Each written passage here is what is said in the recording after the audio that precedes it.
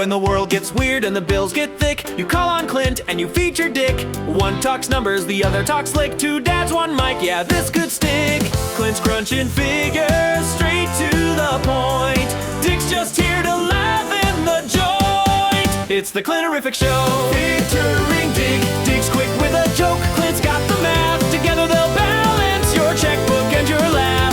They'll talk finance, fun, and fatherly fails with liquidity dreams and 401k tales. So grab your coffee, join us a ticket's the Clinterific Show, featuring Dick. Boobs. Oh, shit. Just that. You can cut this out, right? Yes, we can cut this out. Welcome back, everybody. We are back after our 1 week Hiatus, vacation, whatever you want to call it.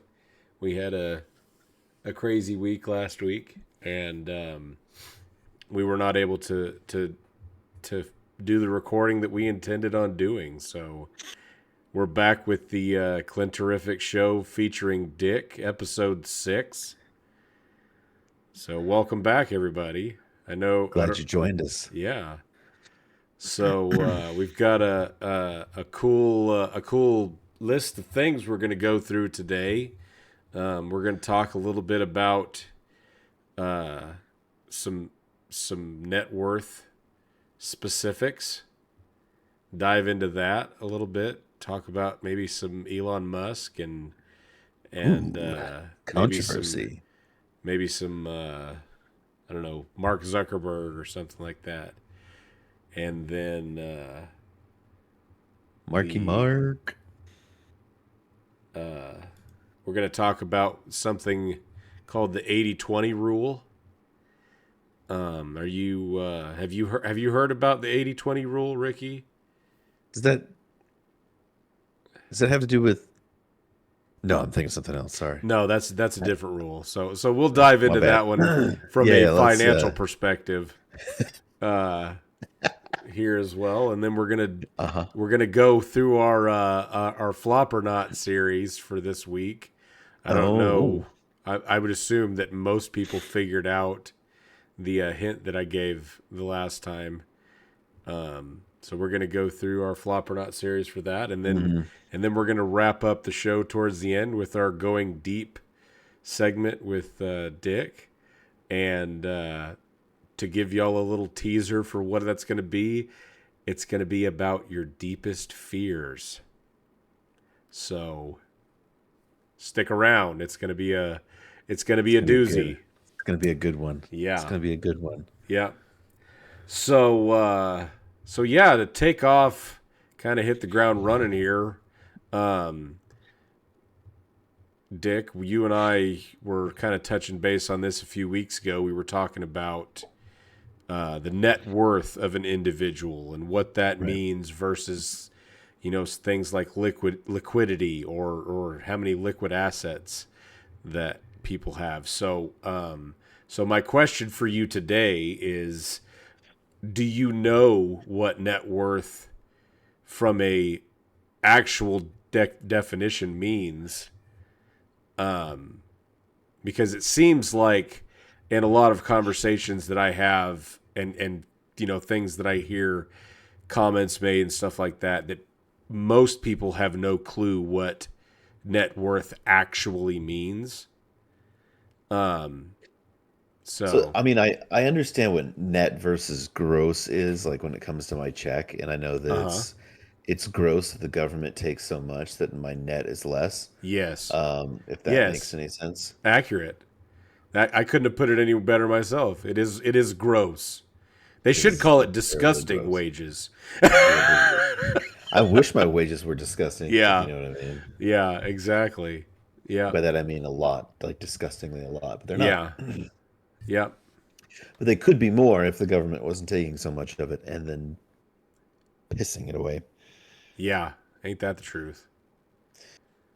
So no, I guess I don't really know what an accurate definition. Like I think most people, if they're in tune at all with a little bit at least with financial stuff, maybe they've got like oh, this is what I think it is, or Hmm. how I feel, kind of how what it is. But Right. like, I've never taken a class on the study of net worth or what Right. it means. So, Yeah.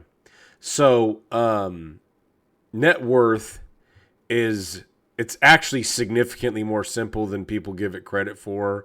So don't let it be one of those things that's actually intimidating. It's like, oh, this is a super complex financial ratio that you have to figure out. mm, Net worth is basically in simplest terms your assets minus your liabilities. So, um, and there's probably more nuance that you could add to it than that, but that's the the basic crux of what net worth means. So, um, so what we would classify as an asset. So, like if I'm going to define my net worth, I'm going to take the value of my cars. So we own two cars. Um, we did own a house up until recently, and we're currently renting while we're in the process of getting things lined out with a builder because we're working on building a house, hopefully here in the next year. So we're renting for right now. But if I owned a house, that's something you would include in the ratio. How much cash do you have in the bank? How many stocks do you own? Do you own any bonds? Things like that. Those sorry, are bonds. pardon. What's a bond? So a bond is something kind of similar to a stock, but instead of being in a company, it's basically a note from the government. They can be referred to as treasury bonds as well. So those are one and the same, and so you pay for them for a certain amount of money, and they're worth X amount of dollars at the end of the term. Hmm. Which let me pull up the actual definition because they that it is something that can change year over year. But Hmm. you basically buy them from the government. Um, they usually okay. So here's how it works from a simple perspective. So like if you wanted to go buy a treasury bond, you go to you're going to purchase it from the government. So there's different series of bonds, and they Okay. usually mature in 20 to 30 years. So if you pay let's say $100 for a bond, then and you lock in a 20-year bond, then they're going to pay you for that 20-year bond 4.625% annually. So you pay a Is hundred. that good? Um, it's safe. I don't know if I would say that it's necessarily good because one of the things that you'll have to keep in mind from a purely investing perspective, risk equals reward. The higher the risk, the higher the reward to justify the risk. So, if you're expecting a 50 or 60% return annually on something, then it stands to be said that that's an incredibly high risk venture investment, whatever you want to call it. So, for example, I don't know if you're familiar with what and how a loan shark works, but there are loan sharks that do so. Think credit card on steroids. It's basically a short term loan. So you're going to take it out for like a month. I need to borrow $250,000 this month. Okay, well your interest rate for the year on that loan is going to be incredibly high rates. You may Okay. pay 20 or 30% in a month for that loan. the reason that they do that is because it's unlikely that most people would be able to pay that back in the allotted time frame. So they add high interest rates because they have to essentially hedge their bets. So if they put out Or 50 they loans, send the mafia after you. well, yeah, exactly. So they're putting out 50 of these loans that last for a month. They may only get 30 of them to pay back. So that's why they have these exorbitantly high interest rates on them. So anyway, back to bonds. So bonds are, because they are bonds where you are essentially loaning money to the government. So you give them $100, they give you a bond that they're going to pay you back 4.625% annually for the next 20 or 30 years, depending on when you buy that.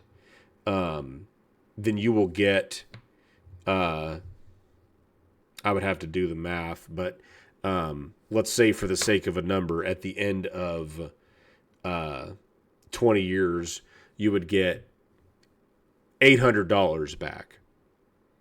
So you gave them $100 in at the end of the first year, you've got $104.63.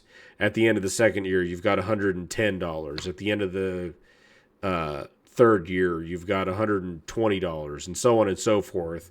And that just adds up, and the interest that you've earned in the previous year starts accumulating interest in the next year. So, well, to only get $800 from 100 seems like it's not worth the effort. Well, and so, but it is from a perspective of safety, because it's basically like a guarantee. It's probably the safest investment that you can do. So you're almost guaranteed that bond is going to be worth that money at the end of the 20 years. Whereas a stock, it's incredibly volatile. So I can buy a Tesla stock, for example, and that stock could go up $300 tomorrow. It could go down $300 tomorrow. That's why the stock market is considered significantly more risky. But it's, like I said, it's high risk, high reward. So anyway, basically, to get back to what we were talking about from a net worth perspective, you would take all of those assets and say, okay, let's say for the sake of a number that I have $500,000 in assets between house, cars, cash, everything that I own, whatever. Roll that all into one lump sum number, and that's $500,000. Okay, so now you take out what you owe. Okay, well, I have a mortgage, so my mortgage is $300,000. Okay, well, the house is worth $350,000 and I owe $300,000 on it. So I have $50,000 of equity in that house.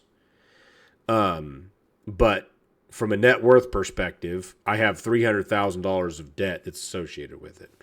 Okay, well, I've got 2 credit cards that total, between both of them combined, $25,000, and then these are obviously just made up numbers for the sake of this explanation. I sure hope so. Yes. Right? Yes. So, yeah. No. So we've got $25,000 of credit card debt, and then we've got, let's say, $50,000 of debt between the 2 vehicles. Okay, so we're at $375,000. Student loan debts, we've got another $50,000. So you're at $425,000. Okay, so our net worth, and when you take all of our assets, which is the $500,000, less what liabilities that we owe, is that $75,000 gap.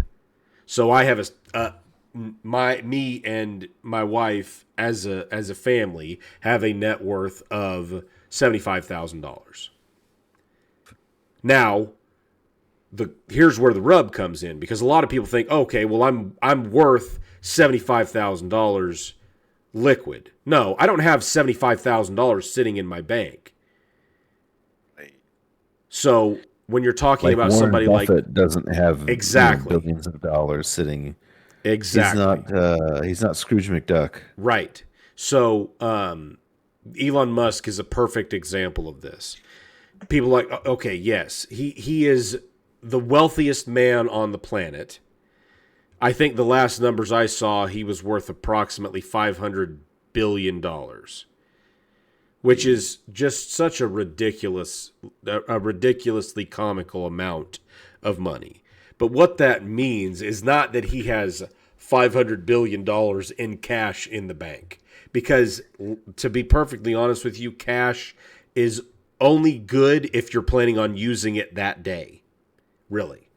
Like, the reality of cash, especially with how much inflation is impacting our currency, it's becoming less and less valuable. So you don't want to just hold a bunch of cash because it's losing value every single day.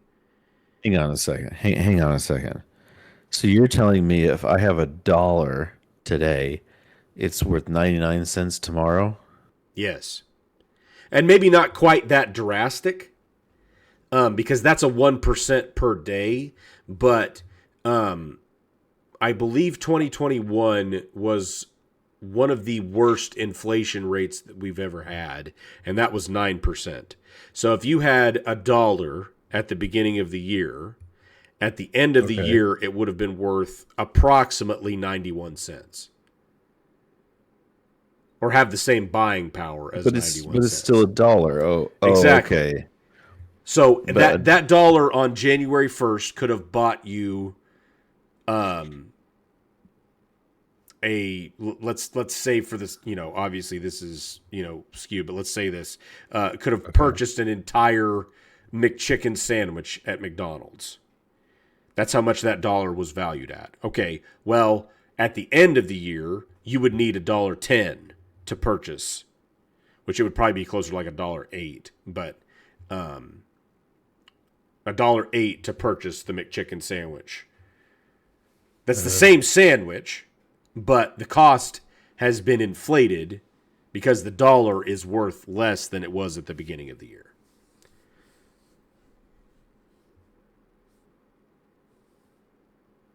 Okay. Yeah. So that's why cash is not king. I mean, it's good to have, and obviously you have to have cash to pay for things, but it's not something you want to just stockpile. Especially from a perspective that you can have a stock or own portions of a company that is actually creating and generating value. And if you have your money tied up in investments, then you're not being hurt by inflation because your money isn't in cash.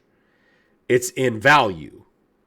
So if I own a stock of Tesla at the beginning of the year and the dollar goes down in value and the value of that Tesla stock does not change, from a monetary perspective, I've still made gains during that year because the dollar is worth less and my asset is not tied to that dollar.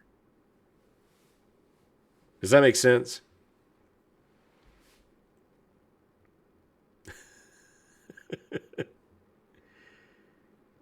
Yeah? No? Yeah? Huh? Yeah. Yeah. Yes. Sort of. I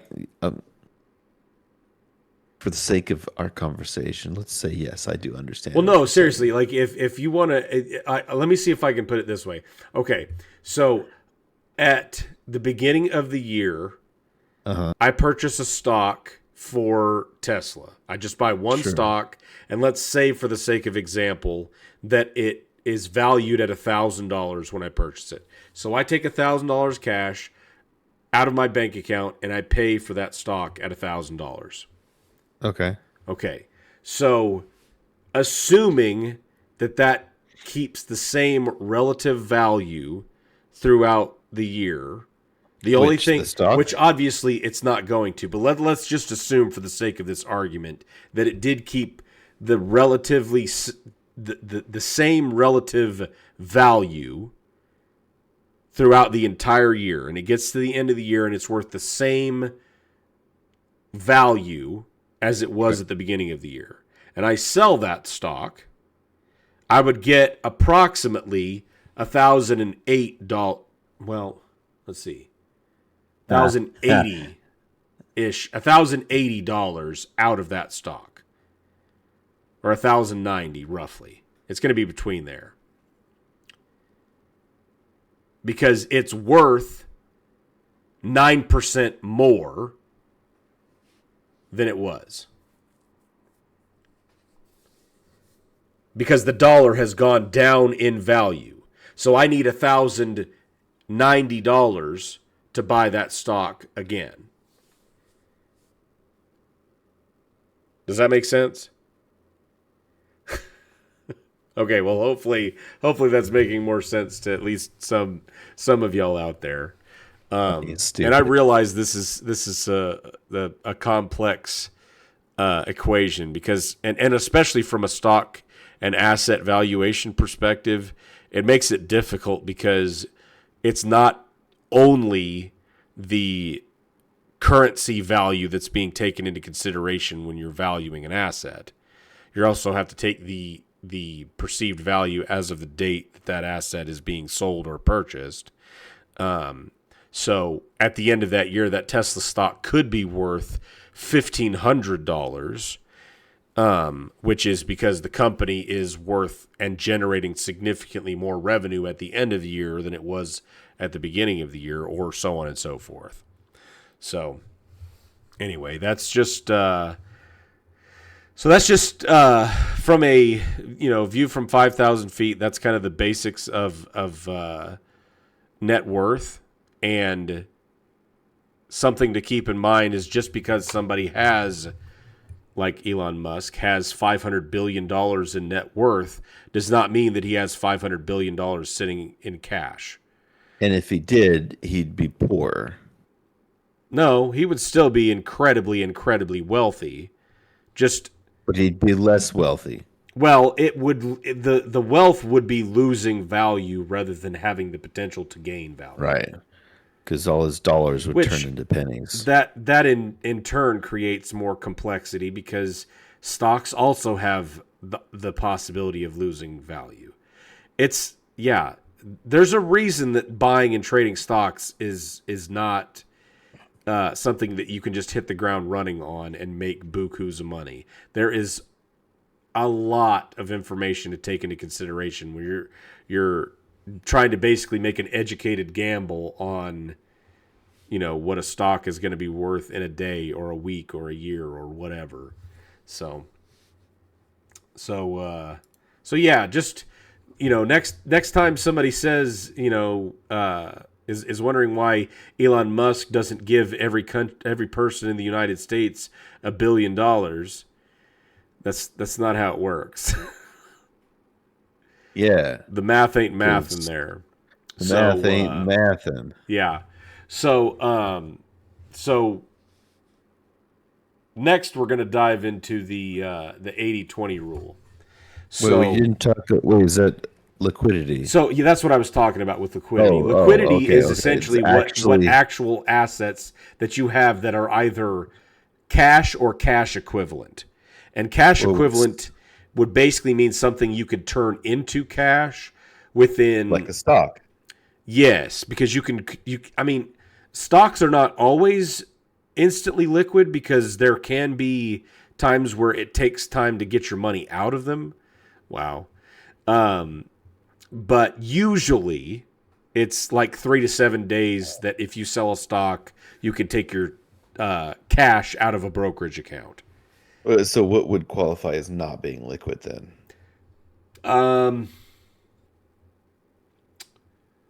So you can own stocks in a company that's not traded on the stock exchange, and I would consider that one probably a little bit more difficult to classify as liquid because if it's just a privately owned corporation, even if it's worth a substantial amount of money, the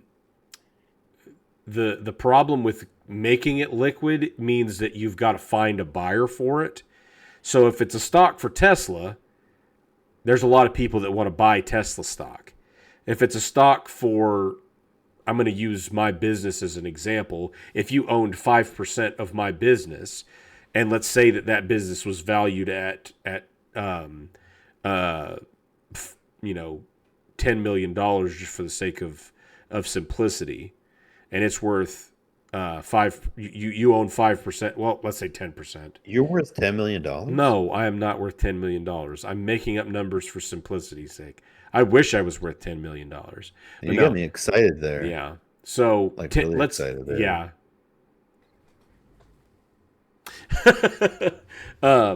So if let's say my business is worth $10 million and you own 10% of my business, then you have $1 million in an asset, but for somebody to want to buy $1 million of your asset. Right. Yes, exactly. So for you to convince somebody to buy 1% of or 10% of my assets is going to be difficult to do. It's not going to be something that you will be easily able to do. Well, yeah. You're making me blush. Yeah, but no, like it's not something. I mean, even if you had a buyer lined up, it's still going to be something that's going to take, a good amount of time to convert to cash, because there's going to have to be contracts written up, purchase price agreed upon, all that stuff. So typically liquid means something that you can convert to cash within, let's say, 3 to 7 business days. So that's what liquidity is. So okay, yeah. And once you convert it to cash, it loses value. Yes. I learned something. Yeah. Yep. So the next, put your money in Clint's ass. Yes. Exactly. It'll be worth more. Yep.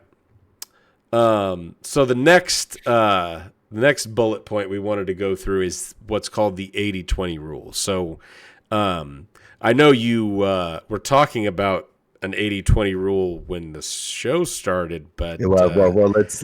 I don't think that was the rule that I'm referring to. So, do you have any idea what the 80-20 rule is from a business perspective? No. So, the 80-20 rule is kind of a guideline, for lack of a better term, about what your revenue is going to come through. So the rule essentially states, and obviously this is not universal, but it's pretty close. 80% of your revenue is going to come from 20% of your client base. So if you have 10 clients, 2 of them are going to be responsible for 80% of your total revenue.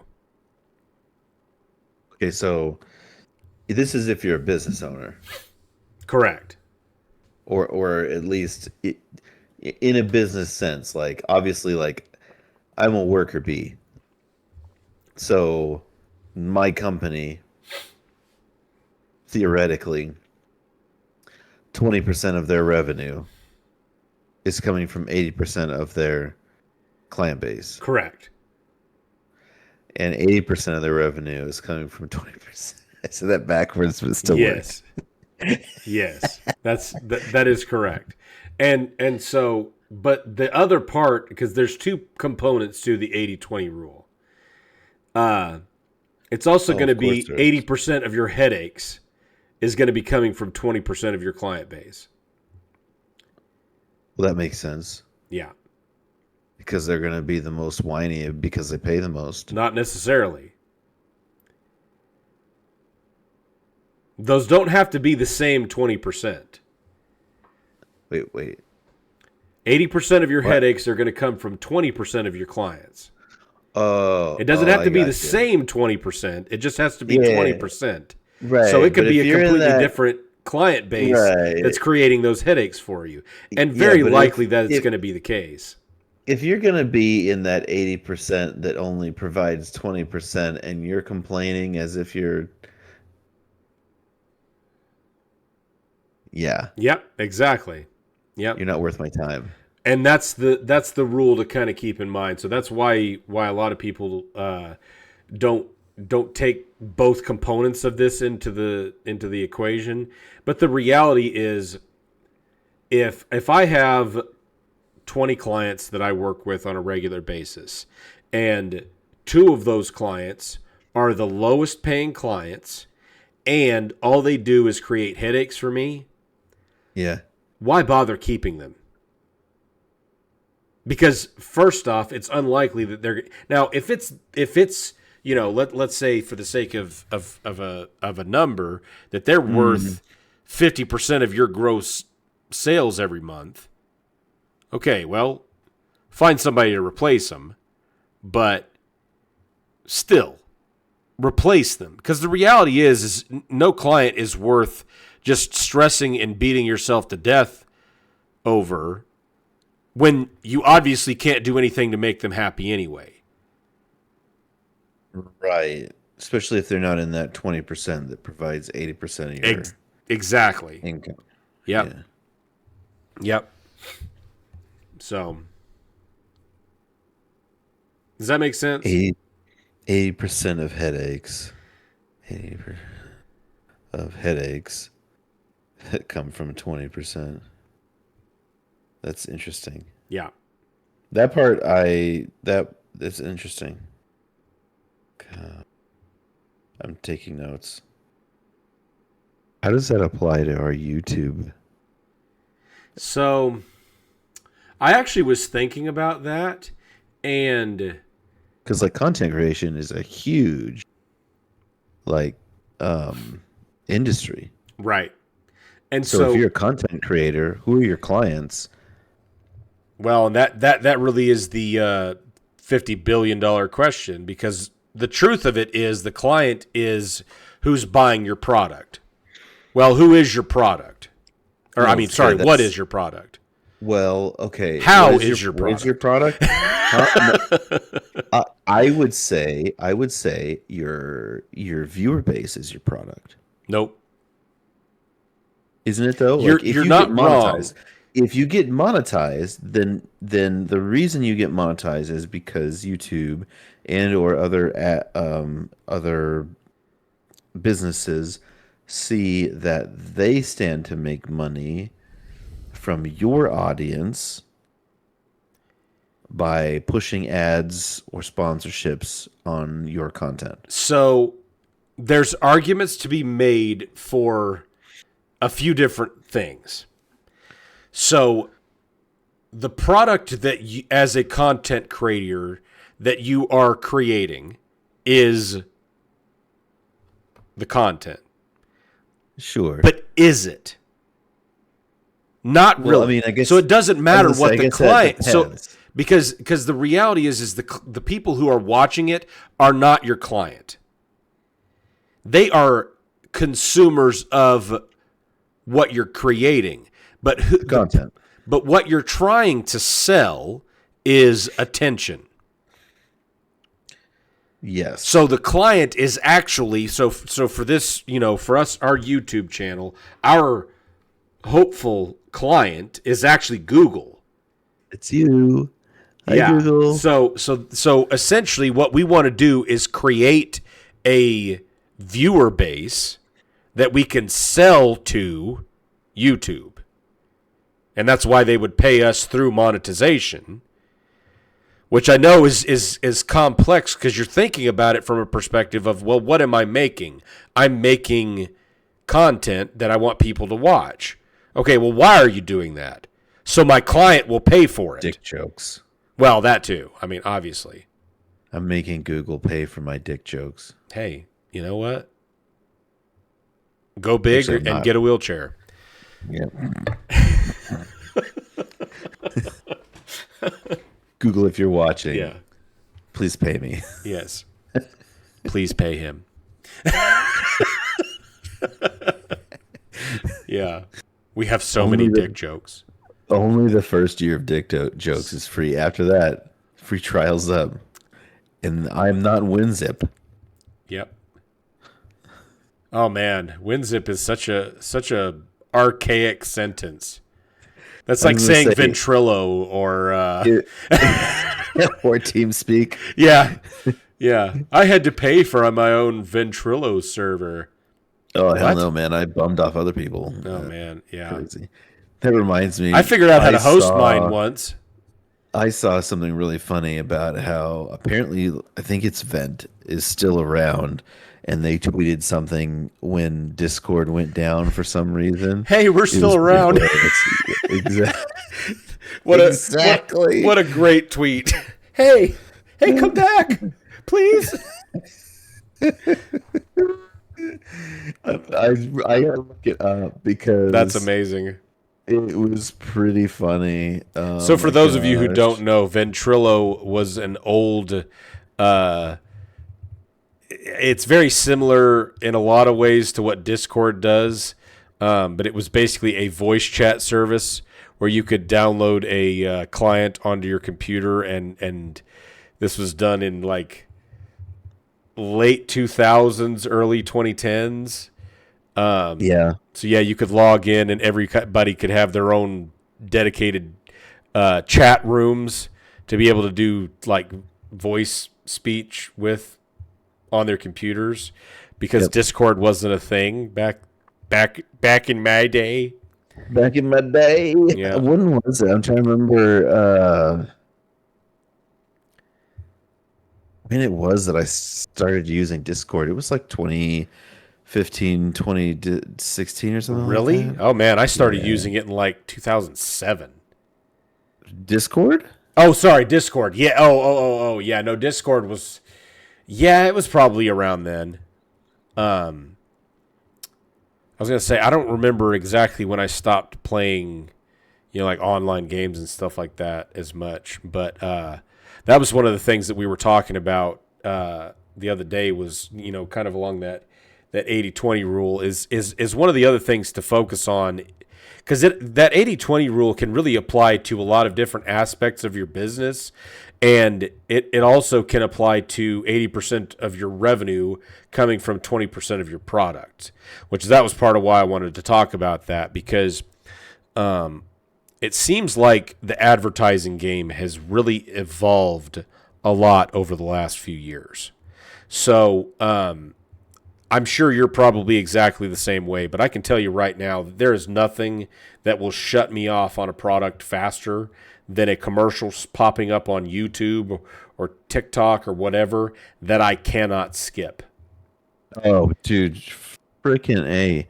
Even worse, like the ones that you can, but you're sitting there hovering over the spot where you know it's going to hit skip ad because I don't care about your blood pressure tester. Exactly. Why the hell am I getting this thing? Yep. Oh, you got this new blood pressure thing to test with me. No, you didn't. I can tell from the video that the person that is being videoed, they aren't even speaking English because it doesn't match with the audio. Yeah. Yeah, this is straight up AI generated. Ad? And it's like skip. Oh, it's the truth, and that's that. So I was talking about that. Yeah, exactly. So I was talking about that with Anna the other day. I think it was Saturday we were talking about that, and I need to see if I can find the article.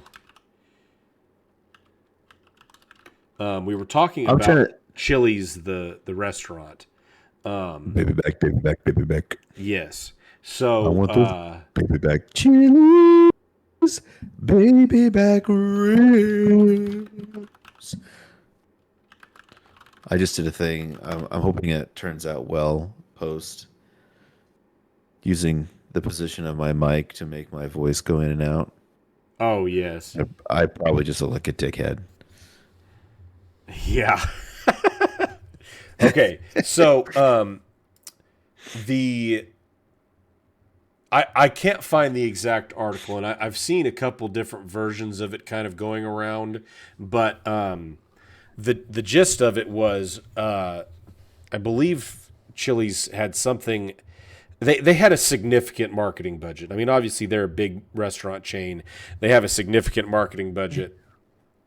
I believe they've been trying to turn things around, and I don't know if you've been to one recently, but they have been significantly better at the ones where I live compared to what they had been in the past. I'm trying to remember the last time I was at one. It's been the reason we went, and this is apparently the reason that a lot of people went, was there was a video that went viral on TikTok. It was, I believe, the original, because there was a handful of ones that kind of got created in the wake of this first one because it got so much popularity. So I believe it was a girl, I think she was in her late teens, early 20s. She made a video about their cheese sticks. I don't know if you've seen any of the videos recently going around about their cheese sticks. So not on the TikToks. I believe, well, it's been going around Instagram and Facebook too, and in YouTube, because I think I've seen it on all of these platforms. But anyway, the gist of it was it's just a regular user review of, she goes to Chili's, orders the cheese sticks, and talks about how delicious they are. The video went like mega viral. I think it had over 1 million likes on it. So, based on that, it probably had 10 million views. And Chili's numbers went insane on their cheese sticks. Because the video, I mean, I'll see if I can find it and I'll send it to you just so you can see what the video actually was. Because it's one of those, when you think of mozzarella sticks, well, I don't know if you like mozzarella sticks. I love them. I'm not one of those people who has to really be in the mood for them. Like, if a restaurant has them and they're good, I want to get cheese sticks. And so you watch this video, and they're just really appetizing cheese sticks. They have that they take them and they're kind of weirdly shaped because they're almost like rectangle. Most cheese sticks are like, round cheese logs, for lack of a better term. But this one's almost like it's cheese sticks, rectangle. But you have they pull it apart and the cheese comes out and it's perfectly melted and all that other stuff and yeah. Anyway, so the video went mega viral. Chili's started selling them crazy fast. I believe the article that I saw said that their sales in 2024 were actually 25% from cheese sticks last year. What the crap? Which is incredible when you think, go look at a Chili's menu and see how many different items they have on a menu. So for that one item to be 25% of their revenue, which I have not been able to confirm that that's 100% accurate. Some of the numbers that I've seen have seen huge surges in specific items ordered because they have one appetizer that's called the Triple Dipper. Which a lot of people, last time we went, which was just 3 days ago, I think we went Saturday, Anna got it. So what it is it's a appetizer plate, but you can get like cheese sticks, chicken tenders. They have like a Nashville hot chicken tender, which are actually really good if you like buffalo or like spicy stuff. It has like these little hamburger sliders, and there's a couple other things. I think there's like a Southwest egg roll or something like that. Anyway, they went really popular, and that was the one thing that I could find was that there was a 40% sales growth in a few quarters last year of that specific item. So that item was just, selling like hotcakes, so to speak. So yeah, anyway. Insane. But yeah, so anyway, basically what it was talking about was basically saying that Chili's realized, hey, why in the world are we spending all this money on marketing budget every year when that one video did more for our marketing than the entire $25 million or whatever it was that we'd spent on marketing last year. So now they're thinking, hey, let's just get rid of the marketing completely, or let's completely revamp it and turn it into something else.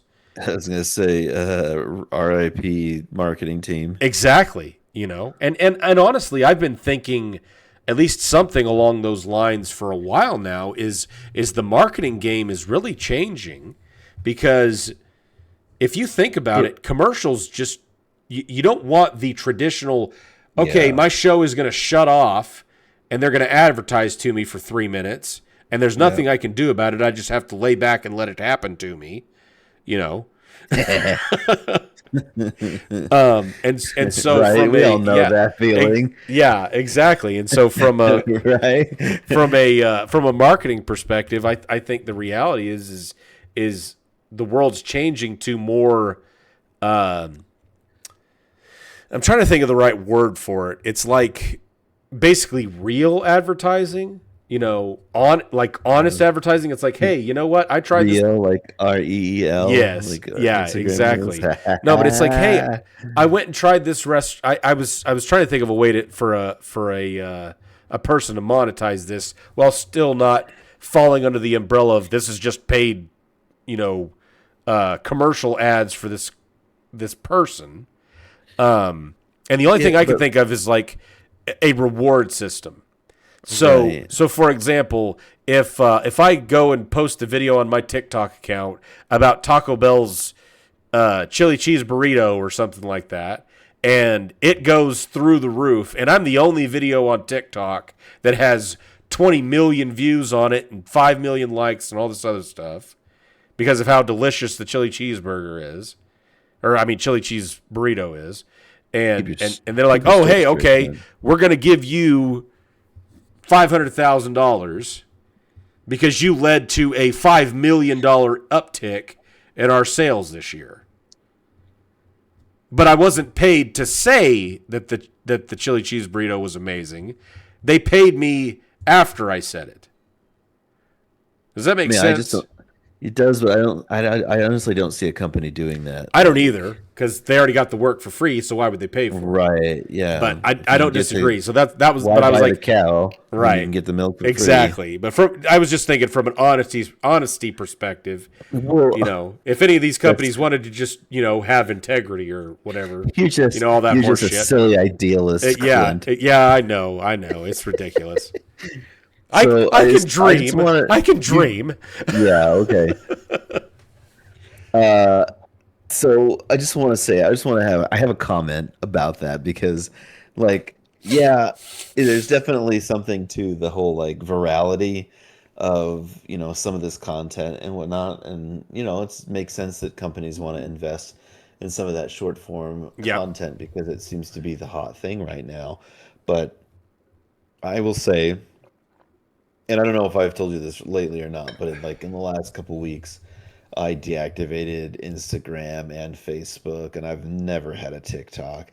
So the only platform that I can even access this kind of stuff is YouTube through their shorts. And believe me, if YouTube ever made a way for me to disable shorts completely, looking at you, YouTube. I mean, you don't have to use it. I mean, it's pretty easy to avoid. I'm on, we're making videos on YouTube. Well, yeah, that's true. I mean, you know what I mean? Anyway. Yeah. It'd be kind of weird. I can't even go watch my own video. I'm going to use Gemini because I've been experimenting with Gemini 3 a little bit. And it's got some really good coding stuff. So I'm just going to have it make a new video platform that we can just start monetizing. It's going to be called, I don't know. I'm going to have to think of something with our name in it, but I want to use Dicks as the title for what the little clips that we use are. We could call them short dicks. And you can either put a short dick out there or a long dick out there. We have a segment. We're experimenting with a new medium dick. It's between 6 and 8 seconds long. Then the short dicks are less than 5 seconds. 2-minute dick is a long time. You begin to appreciate, exactly. Sometimes the short and sweet 30-second dicks. Exactly. Yeah. And how much value those bring to your life. Yep. Oh my gosh. Anyway, where I was trying to go with this before...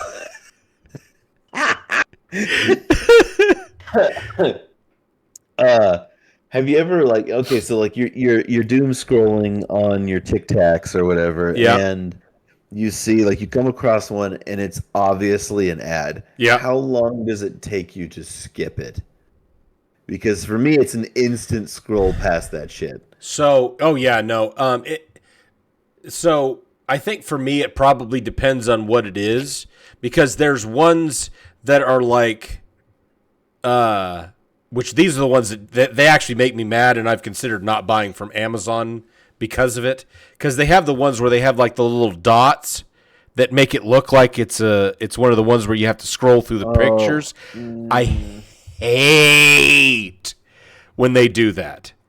Yeah. That there is nothing that infuriates me more. And if I thought it made any damn bit of difference to Amazon, I would shun them for a week just for doing that to me every time they did it, because there's nothing that infuriates me more than trying to scroll over on a video that looks like you're supposed to scroll over on it, and it doesn't do anything but take you to their website. Ass. No. You ass. I just want to find the guy on their marketing team that was like, yeah, we should do this. We're going to get them. We're going to make so many sales from them accidentally swiping over our page. I just want to punch him right in the nuts. The sad thing is they probably are making money off of that. They probably are, and that's what's infuriating about it. Yeah, absolutely. You should be punished for that, not rewarded. Right. Just like the ads that are an obvious insult to my intelligence, the guy, have you seen the knife, these new fancy fancy ones, and I've seen this one a lot recently on YouTube, and it's a POV. This guy's like, do you guys have any more? It's in the freaking warehouse for this company. Do you guys have any more of those knives? Surrounded by boxes and shelves. Yeah. They don't have any more of these stupid freaking knives. Yeah. Oh yeah, we got 3 left. Shut the up. Yeah. Yeah. So that actually reminds me of one of the best commercials I've ever seen. So I just want to pour bleach in my eyes. Yeah. So And this is where I this would have genuinely driven me if it was not somewhere in New York or something like that. So it's a car dealership ad, which it was not actually an ad. It was a person's TikTok channel or a company's TikTok channel, and one of their sales rep was doing this video. So it's this younger girl. I would say she's probably in her early to mid 20s. She's kneeling down in front of I think it was a Jeep Wrangler or a Gladiator or something like that. She's kneeling down next to the driver's side tire, and she goes, people always ask me, Ashley, where should I buy a car right now? Or where can I get the best deal on a Tesla car right now? And she goes, my name's not Ashley, and I don't fucking know.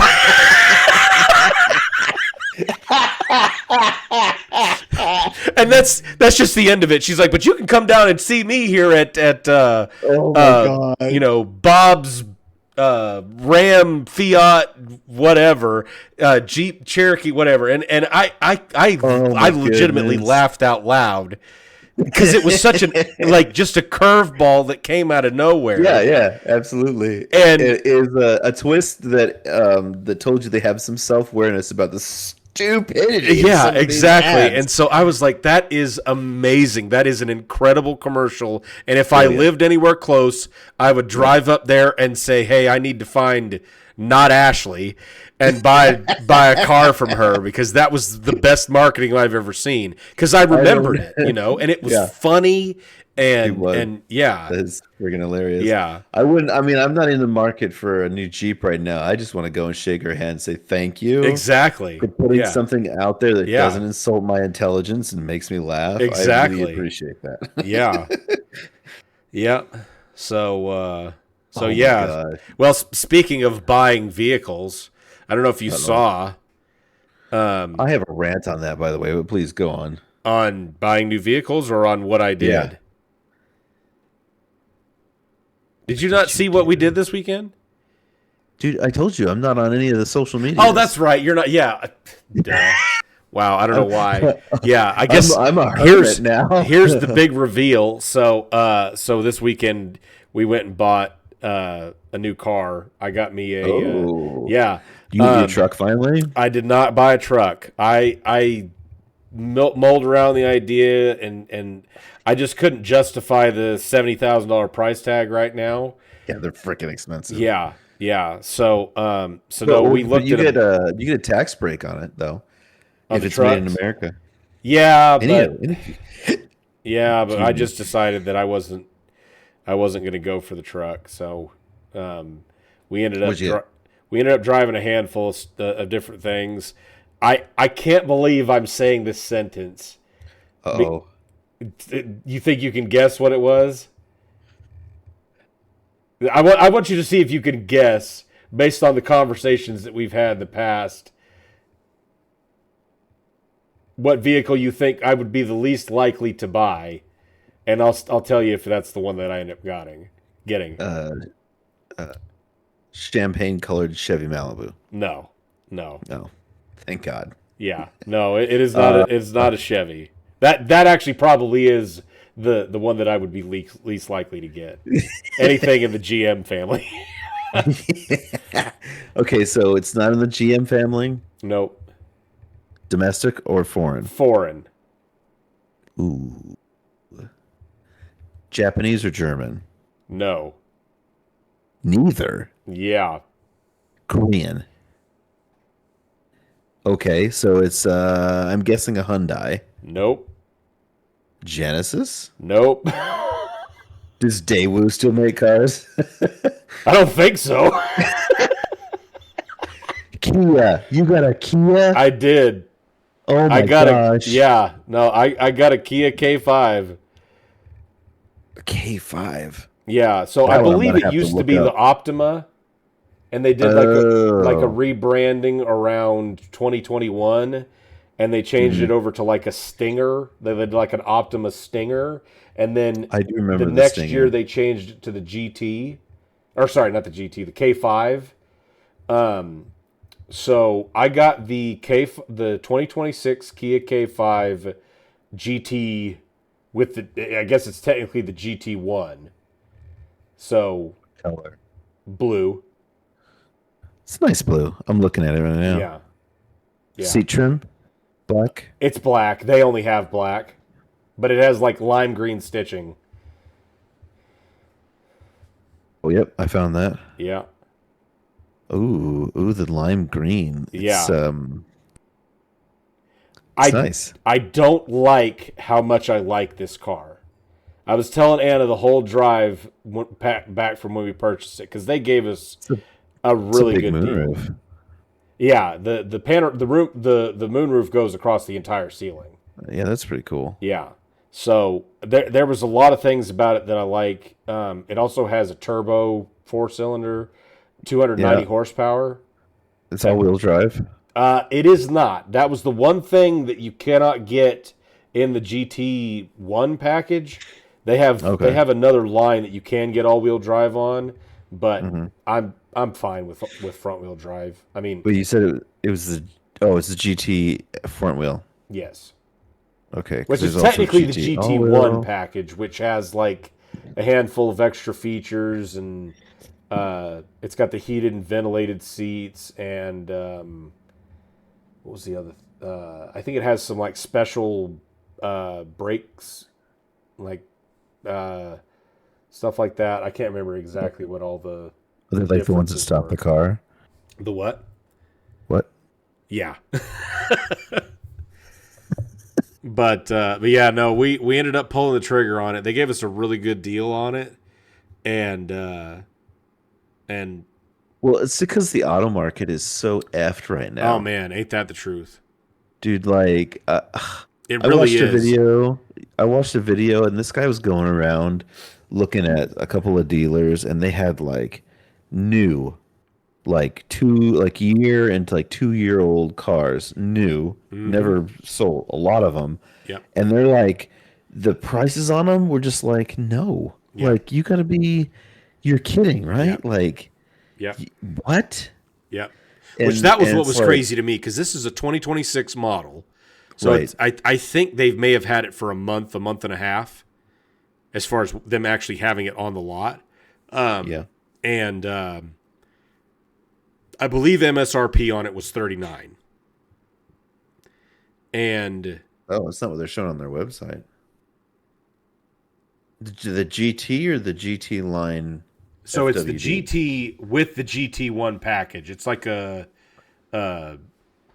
add-on that you have to do beyond the GT package. The EX then? So you select the GT trim, and then on the neck, like one of the options packages, I believe it's in the extras. It's really the main one and only one that you can get, and I think it's like $4,500 or something like that. Okay. But yeah, I think MSRP on it is like $39,800 or something like that. Gotcha. And with a rebate, which I ended up giving up because rebates, you get nailed with sales tax because they treat it like cash in Arkansas. I'm sure they do that pretty much anywhere. So I gave up the rebate for the better interest rate, which was 2.5% better than what the first one they showed me was. So I was like, yeah, screw the rebate. I'll just do the better rate. But before I gave up the rebate, I had gotten them down to 35.5 on a 39.8 MSRP. And I would be willing to bet that I probably could have gotten them lower than that. I did not expect them to come back with an immediate yes, we'll do that. Makes you wonder what else you could have gotten. Exactly. I mean, it did not have the rubber floor mats, and we asked them for them while we were when we showed up to buy it, and they just went and took them out of another vehicle and put them in that one. Didn't charge us for it. So I was like, they really wanted to sell this car. Yeah, I think they're having trouble moving things. Yep. But I mean, you look around the lots, and I mean, I'm sure it's probably the same up there where you live. It like every car lot that I drive past is packed to the brim. Yeah. There's barely parking spots for you to park to go there to buy something. Because I drove a handful of different vehicles. I drove a Mazda. I like the CX-50. Those are that one was one of the front runners. Datsun. Yeah, I drove a couple different Nissans. Just thinking about one of those because I've had if Nissan still made the Maxima, I probably would have leaned that direction because I had a Maxima. They don't make the Maxima anymore? Nope, they stopped that one in 2023, and I was ticked about that one because I loved my Maxima. I'd get a GTR. Do what? I'd get a GTR. Oh yeah, they're pretty nice. I think they like them a little bit more than I do though. But yeah, I ended up pulling the trigger. So we got that this weekend, and I've been driving that around a little bit, and that car, like, I can't believe I'm saying this because it's a Kia, but you know, if the way that it drives right now is indicative of how good that vehicle is going to be, I think it's going to be a good vehicle, and I think Toyota and Honda have a bit of competition on their hands. Because the problem with especially Toyota is their pricing has just gotten so ridiculous. You know, it's gone to their heads. Yeah, I mean, yeah, they make quality vehicles that last and last and last, but they're also 20 to 30. Well, they used to, you know, but then I mean, they did the revamp with these Toyota Tundras, which is one of the trucks that I've been most considering getting. Yeah. You know, I love that truck, and they're bricking engines. Yeah, dude, that was huge. Yeah. That was huge. I Like remember when like that happened. Like, like holy tens crap. of thousands of motors Yeah. being bricked. And I'm like, okay, what's going on here? This is Toyota. You know? Yeah, they really screwed the pooch on that one. Yeah. I miss when we first got married. My wife had a 2011 Taco, and with the V6 Oh, Tacoma. Tacoma. Okay, yeah. Oh man, yeah, that truck would run forever. Yeah, dude. And the only reason we got rid of it was because it was the access cab, so it did not have Oh, with room. the like suicide doors or whatever. Yeah, it did Yeah. not have room for the car seats. Yep. Stupid Yep. kids. That's unfortunate. Yeah. So, like, I'd even buy an older one. And that's the thing. Like, I think the used market, especially for some of those kinds of vehicles, is not going down real Well, quick yeah, because, because they last forever. But the problem yeah. is, and this is why one of the other reasons that I was leaning more towards going with the Kia, or maybe a Hyundai or something like that, compared to the Toyota, is the technology is starting to really show its age, especially on the Toyota side.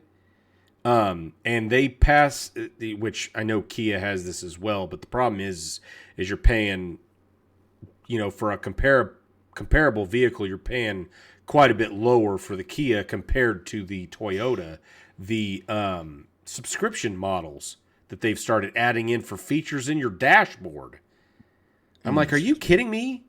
After a year, I've got to start paying $30 a month to have navigation in my car? That's insane.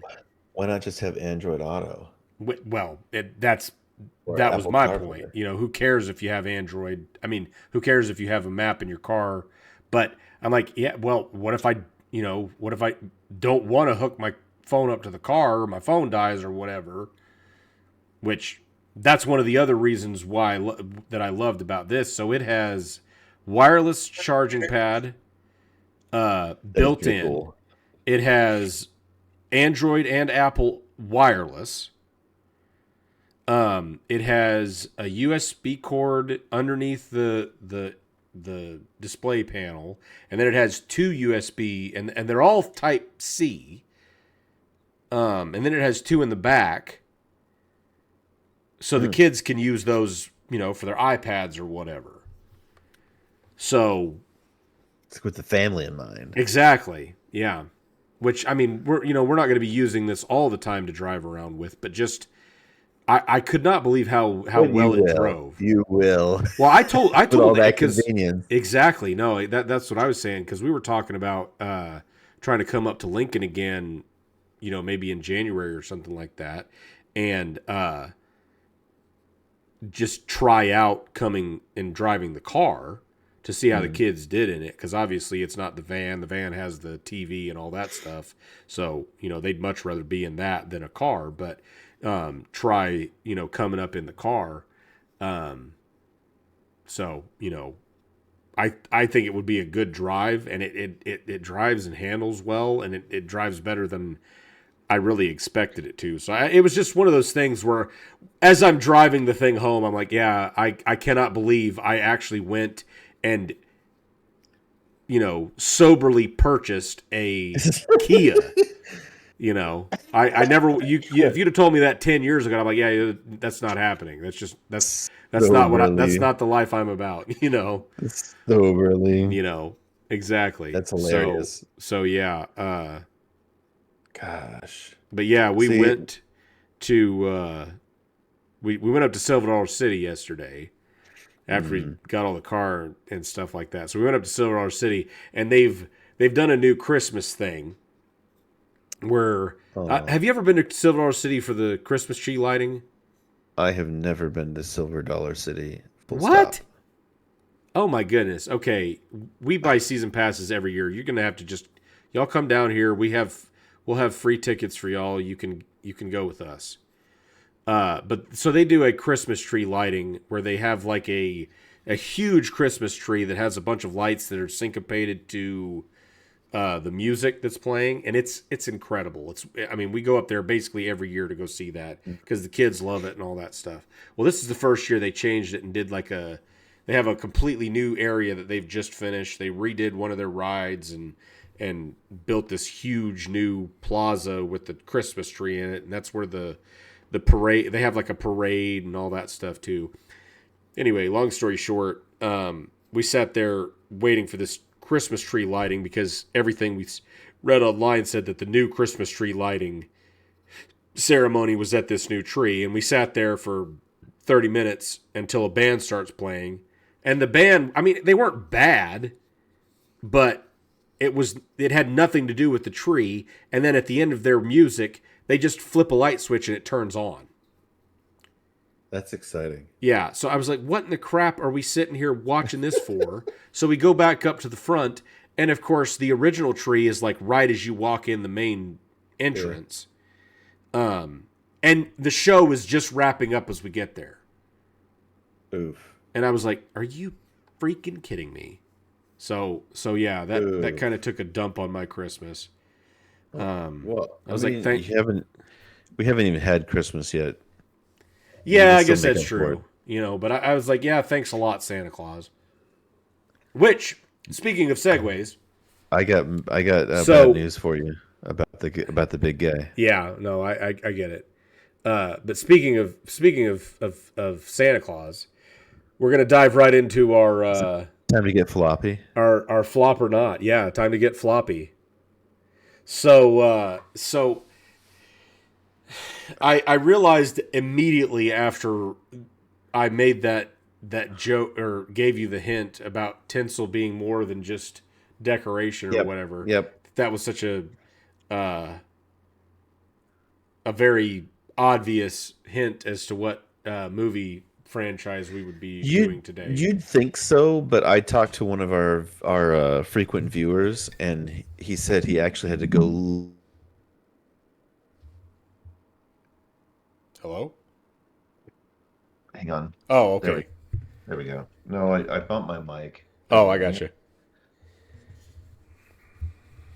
Technical difficulties over. Yeah. So we'll edit that out.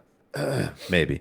So I was talking to one of our faithful viewers. You know who you are. And all one of them. Yeah, all one of them. I think we have two now. Aww. Welcome to the second one. Yeah. He said he had to go and Google that to find out. Really? Okay, yeah, well, maybe that was a better hint than I thought it was. I feel so sorry for you and your lame life. Yeah. So I realized after I started looking up. So if for those of you who haven't figured out the hint yet, it's the Santa Claus movie trilogy with Tim Allen, which I guess is technically no longer a trilogy because I believe they had a Disney Plus miniseries that they did last year. Yeah, apparently. I think, did they bring back Tim Allen for that too? They did. I don't think they wanted to, but they ended up having to. Who else are you gonna put after the Buzz Lightyear movie flopped? And I would guess a lot of it had to do with the fact that they didn't cast Tim Allen. Oh, 100%. Yeah. They were like, well, we should do that with this too. Yeah. So yeah, we're gonna do the Santa Claus trilogy, and so I realized, as popular as these movies are, that it did not make any sense, because, spoiler alert, not a single one of these three movies was a flop. Really? They blew it out of the water. The only one that I thought might even come close was the third one with Martin Short in it, and they still blew their budget out of the water. Like, it was kind of corny. Yes, the third one was cheesy. The first two were good. Was the third one the one where he had to get a wife? No, that's the second one. That's the second one? Oh, okay. Yes. Yeah, that one's... What's her name? The first one is the Santa Claus, where he kills Santa and has to have... Scott Calvin. Spoiler alert, if you haven't seen Santa Claus, where have you been? Kill him. It's 30... Well, okay. He knocks him off the roof, and his son accuses him of Santa Clausicide. Um, and he puts on the suit and he becomes Santa Claus. So the clause is that if you put on the suit, you become Santa. And it's so sad you have to explain this. Yeah. So, but yeah, this movie's 30 years old. So if you haven't seen it, I'm sorry, I'm spoiling it for you, but it is 1994. Yeah. Holy crap. Yeah. Yeah. Yes, it's 30 years old. Yeah. Yep. So, anyway, I thought it might be a little bit more fun this time to see if you might be able to guess how much money they made off of these three movies. From a box office perspective, because I think they've made more than their budget in 1 year off of just syndication than for the at least the first and second one. But is that how much total they've made? So yes. So I'm going to give you the total budget for all three movies combined. So Santa Claus 1, Santa Claus 2, Santa Claus 3. Okay. This is the budget combined for all three of these. How much? All three of their budgets combined. How much in box office do you think they brought in? Okay. So the Santa Claus 1 was $22 million. Cheap. Yep. Jeez. Santa Claus 2, a little bit higher. It was $65 million. Okay. Now, I don't know if you remember the second one. The second one was where they were. It wasn't the cheesy. So that was the one about the Mrs. Claus, where he has to find a wife. Right. So that one was still of a good quality, as far as what I would say, and that one came out in 2002. So Charlie's in high school now. He's getting in trouble. Right. Santa Claus meets his principal and. Wait, was she the principal? Yes. No, she was. Oh, she was the principal. So the whole thing, Charlie was trying to get out of being in trouble. So he got his dad to marry the principal to get out of trouble. Look, that child, wow. Neil nailed it on the head in the first one when he told him that he's got a bright future ahead of him or some garbage like that. Hey. Yeah. So 65 million for the second one. So we're at 87 million. Okay. And then the budget for the third one was 12. So 12. Sorry, you said 12? 12 million. Yes. Wait. So it was 22 for the first? Yep. 65 for the second and 12 for the third. Yeah. Why'd they spend so much on the second one? I think the part of it was the production value of the second one was. No, I'm looking at the cast list. That's probably why. Yes. Shoot, they had Worf in this one. I forgot about. I think they had to pay Tim Allen significantly more. Oh, probably because in the first one he would have been the major billing on that, but he was not the powerhouse that he was in 2002. Like his name had a lot more weight behind it. In you think? I think so. In 2002 compared to 94, because 94 was when he had just started kind of coming up in the ranks, whereas 2002, I believe that was when Home Improvement ended. No. Yeah, 99. So that would have been 3 years after Home Improvement ended. Home Improvement started in 91. Yep. So, honestly, I don't know that that's why, but I would be willing to bet that, especially I know why. Pardon? Because Toy Story came out in 1995. Yes. A year after the Santa Claus. Yep. And then Toy Story 2, and then Toy Story 3. Toy Story 2. He was and Galaxy Quest. Yeah, he was big.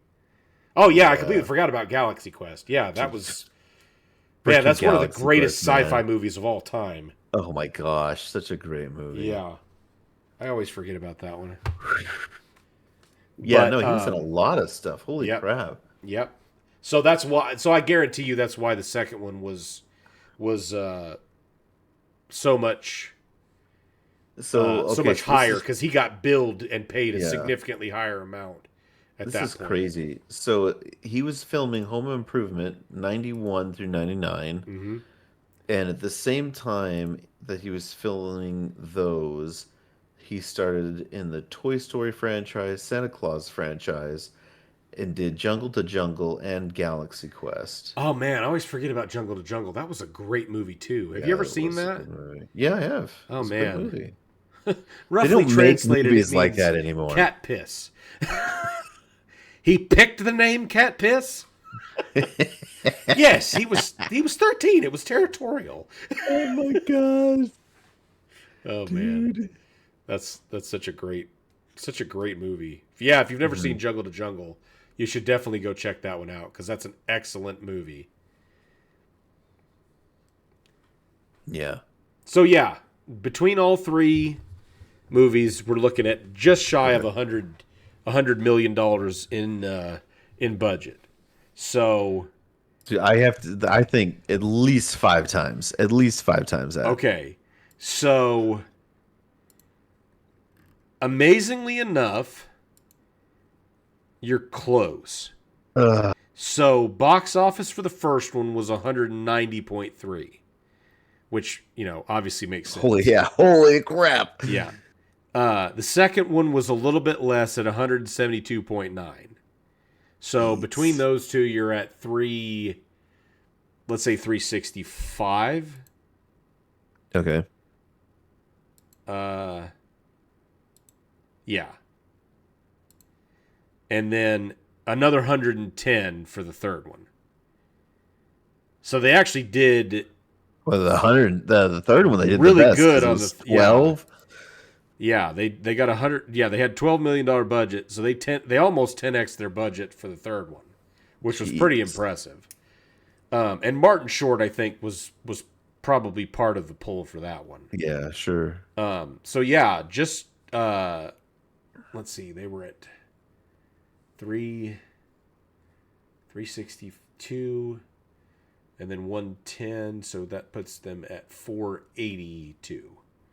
Yeah, so 482. So almost 5 times their budget. But I would be willing that a enormous amount of residuals is paid to Tim Allen on syndication and reruns and stuff like that, because we were actually talking about this. So do you know what – I don't know if it's number 1. I believe it is.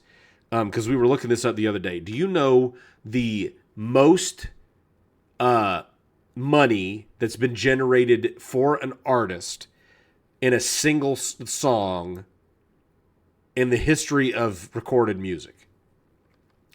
If you had to guess what it is. I don't know why this came into my head, but I almost want to say it was that Korean guy. Nope. For the Oppa Gangnam Style? Nope, no? Not even close. Because that was super mega viral. I know, it did, but it's not even close. Not even close? Is it a Christmas song? Is it Sinatra? Nope.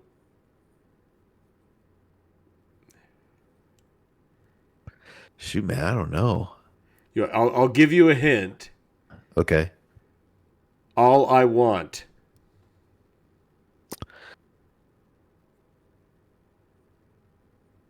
Oh gosh. I know now. I know now. And I mean, obvious. And now that you think about it, it's like, oh my goodness. It's so obvious. What is it? It's Neil Diamond. No. Oh. Wait, did you really think it was Neil Diamond? Oh, I was like, wait, what? Got him. Yeah. Mariah Carey's All I Want for Christmas is to not have to be drug out to sing this song again so for the 30th year in a row. I believe she is singer and producer, and I think writer for that song. On that song? Really? So if you had to guess, how much money has that made her since that song came out in 1991? Oh my gosh, 1991, Let It Die. Yeah. Every year. And the jokes now are hilarious. Like, I saw a bunch of these like shorts or reels or whatever you want to call them, where they hear like the echo of her like voice. Yeah. And they're like, no. Yeah. It's not time yet. Yeah. Yeah. If you had to guess, how much do you think she's made on that song? Jesus, it's gonna be ridiculous. It really is. Is it close to the like the 500 million? No, it's not that. It's not that much. Oh, okay. It's a lot, but it's not quite that much. 250 million. Not quite. You're not far though. Million. It's 100. $100 million. 100 million that she's generated on one song. It says that the estimates for her annual royalties per year are between 2.5 and 3 million per year for Christmas month alone. So she makes no money at all until November 15, and then just rakes it in hand over fist. All I want for Christmas is Christmas to start 2 weeks earlier. You know. But yeah, me and Anna were looking that up the other day, and I could not believe it was that much. Oh my god! Yeah, $100 million. $100 million. Yep. Over the entirety of, and there's been some years that it made more, some years that it made less, but yeah, it averages between 2.5 and 3 million.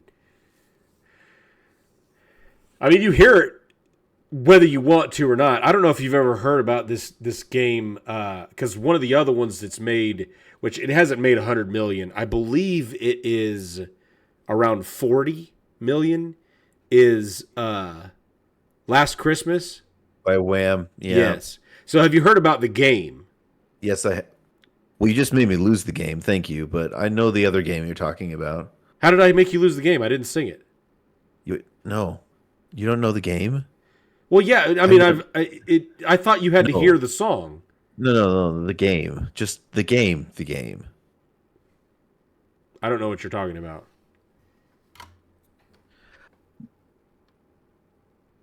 How do you not know the game, Clint? Are you talking about being whammed? No, I'm not. No, I'm not talking about being whammed. I am familiar with the game called Being Whammed, but there's also a game called The Game, and you can't win the game. You can only lose the game, but you lose the game whenever you hear the game or say the game. Who are you playing the game with? Everyone. Do you win a prize? No, you only lose. You made me lose the game. Well, Thanks sorry. very much. Okay, well. And everyone else who watched this also lost the game. And that's the episode for this week. We'll see you next week. I guess we're going to go deep on something else. Bye. We're not going deep on the game. I already lost. Yeah. So, yes, this year is the first year I heard about being whammed. Oh, yeah. Before that, being whammed was something totally different, but hey. Yeah. You know. I used to like being whammoed. Isn't that like a meat byproduct? Yes. Oh. Well, fake meat byproduct. Oh. Yeah.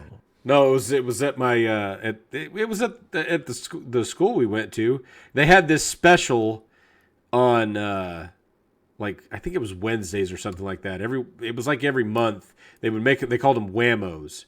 It was two pieces of Wham, which for those of you who have never heard of Wham, Wham is a vegetarian version of ham made with soy byproducts and stuff like that. But it was a vegetarian version of Spam.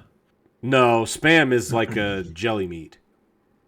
I think Veggie Burger is technically closer to Spam than than Wham. But Wham is actually supposed to be similar to Ham.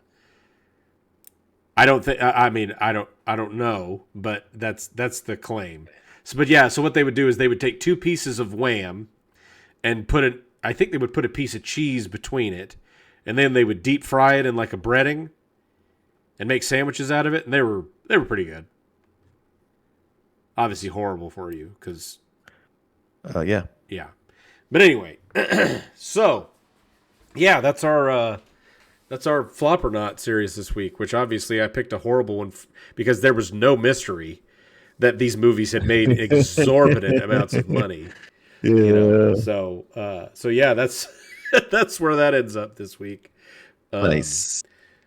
So speaking of going deep, since I made Ricky all depressed because he lost some game that I didn't know he was part of. I can't believe you don't know the game. Wow. I'll Google it after we finish. You should. So now we're coming up on our next segment. For those of you who are familiar with it, we're going to go deep with Dick. So you know it. So Dick, have you thought about our topic this week? Which but I know you said you thought about the topic. Well, I did, but I mentioned it to you like an hour and a half ago. And if you look at the timestamp, it's been approximately an hour and a half since this video started. So has it been that long already? Yeah. Holy crap, Yeah. It has. Yeah.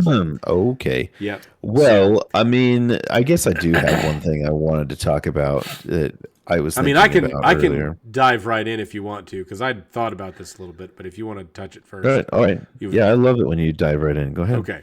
So one of the first. things that we had talked about with a Bible study group this weekend, we were talking about what our greatest fears were, and it's one of those things that it's a difficult question to really answer without letting yourself be vulnerable, because if you think about it from a perspective of confessing what your deepest fear is, you have to be able to trust the person you're telling with that fear, at least to the extent that it's something that they could have any kind of effect on. But I was thinking about it a little bit, after after we had our meeting and all this other stuff. And if I had to narrow it down, I would say that, I don't really have like I'm scared of, being in the ocean with nothing underneath me. There's all these phobias and stuff like that. I don't have, I would not say that I'm a person that subscribes to those fears or anything like that. But, if we're talking about more abstract fears, for lack of a better term, if I had to say something that I'm personally afraid of is failing as a father or as a husband, and what that even looks like, because there's a lot of things that as a father and as a husband and as a small business owner and as a friend and as a son and a brother and all those things that I would like to do and be and not make mistakes at. I'm not a perfect person. And I know that I'm going to make mistakes.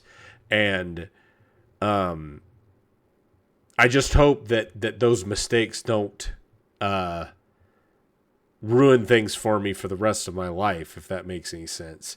Because it's one of those things where from a fear perspective, I would hate to have a profoundly negative impact on my wife or my kids, or a close friend of mine that's going through a tough time and I didn't realize it and said the wrong thing. And I think that kind of ties into, because I had thought about it, and I think I had narrowed it down to really 2 components of that big fear, which is obviously failing personally, as as a father, as a a husband, as a son, whatever that falls under that umbrella. But there's also a fear that I could accidentally or inadvertently do something to somebody that led them to not have or miss out on a relationship with Christ, and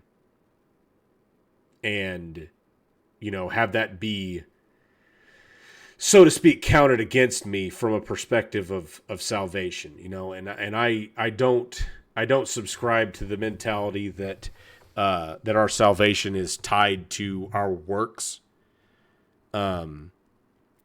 By any stretch of the imagination, I believe that grace is freely given as long as we accept it. But I do believe that there is an element of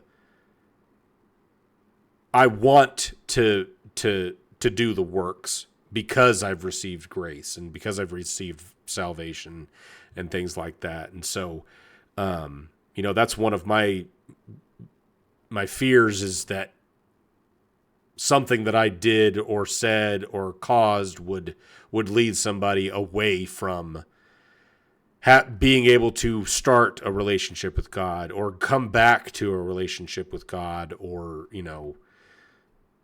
so on and so forth. So, I'd been thinking about that, and I think that's something that I hope to be able to deal with, and I pray that that's something that my actions end up showing to the contrary, and I hope that God in some form or fashion can work through me and my actions to actually even if it's just one person, bring them to actually having a relationship with God. But it's just one of those things where I know I don't have to. I know it's not required, but that doesn't mean that I don't want to.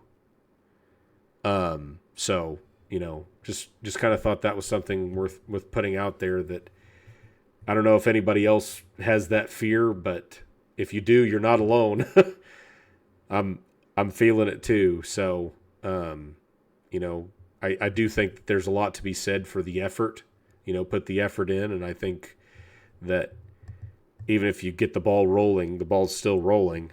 I think I genuinely believe that God can do a lot with a little. So, do something.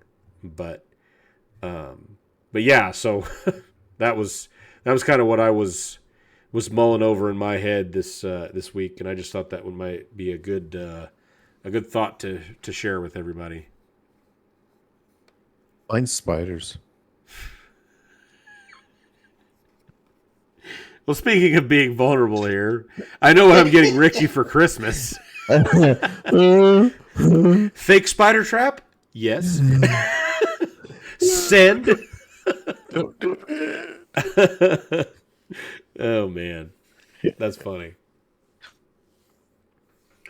Well, okay. I guess I'm afraid of bears. But not like little cuddly brown bears, like the Chicago Bears. Valid. Yeah. Just I'm not a fast person, and I feel like I don't have body armor like they do, and I'm not trained in the art of conception. And